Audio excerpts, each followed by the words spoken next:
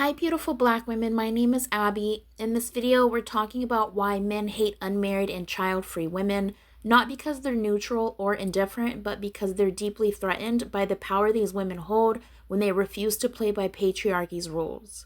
Let's talk about how marriage and motherhood were never about love or partnership. They were always systems designed to control us. Let's talk about the entitlement men feel when women choose themselves, and why the very act of saying no to children or a husband has become revolutionary in a society that depends on our silence, sacrifice, and servitude.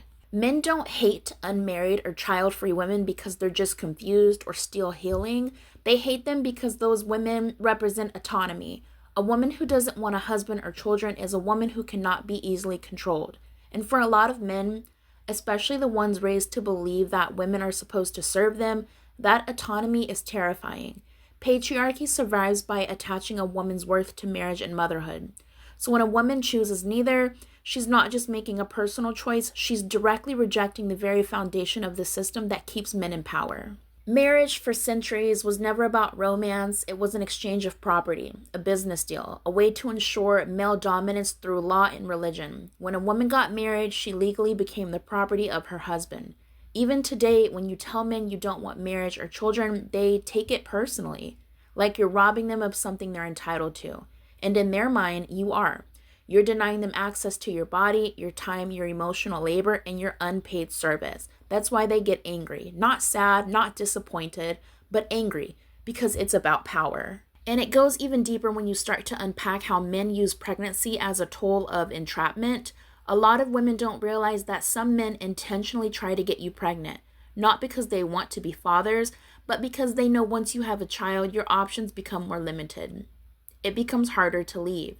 Your finances might get tighter, your time becomes stretched, you're more vulnerable. That's what they want, leverage.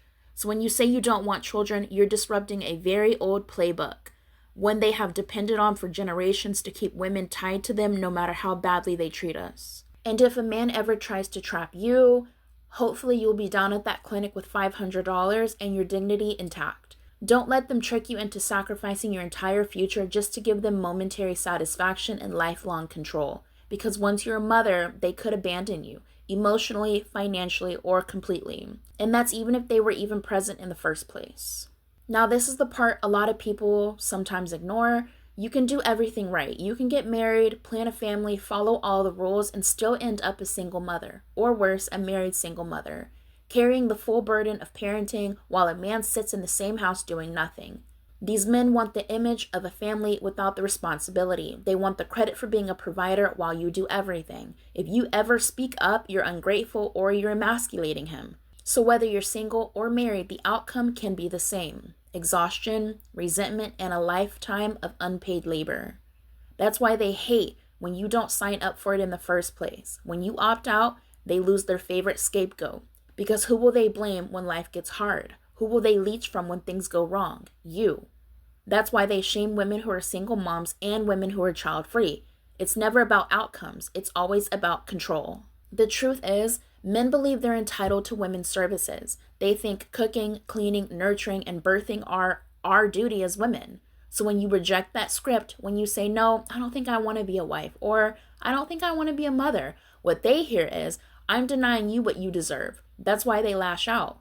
That's why even random men on the internet feel bold enough to argue with you about your uterus, your timeline, and your choices. Child-free women are a threat because you have stopped performing. You no longer center your life around making men comfortable.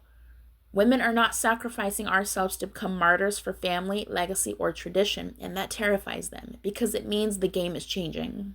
Let's take it even deeper. This isn't just about men, this is about systems. Patriarchy and capitalism rely on women's unpaid labor and emotional silence. From birth, girls are trained to put others first, to nurture, to serve, to sacrifice. That conditioning creates the perfect conditions for men to coast and for capitalism to profit. If you're a stay-at-home mom or a wife doing domestic work, you're performing unpaid labor. That keeps the world running. But the moment women start choosing themselves, that system starts to crack. Child-free, unmarried women aren't giving birth to more laborers. They're not raising future workers for billionaires. They're not holding broken households together. They're not volunteering to suffer. And if enough women say no to that life, the whole system falls apart. That's the real threat. Another reason men hate child-free women is because we have time and mental clarity to see the game for what it is. We're not drowning in bottles, tantrums, or 24/7 labor. We can read, rest, reflect, and resist. We can educate ourselves on patriarchy, capitalism, misogyny, and reproductive injustice. And most importantly, we can choose how we want to live instead of being forced into survival mode. A woman who is free, mentally, financially, emotionally, is dangerous to a system built on her submission. And most men know that. That's why they'll insult, shame, and belittle you. It's not because you're wrong, it's because you're right and they can't handle it. I think one of the most ironic parts of all of this is how many men want the life their fathers had. They want the loyalty, the meals, the family name passed on, but they don't want to provide, protect, or lead. They want to coast. They want the perks of patriarchy without that responsibility. Meanwhile, women are doing the complete opposite.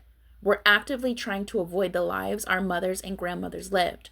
We've seen the stress, we've seen the regret, we've seen the unpaid sacrifices. And a lot of us are saying, no, that won't be me. I don't want that life. That generational shift is powerful.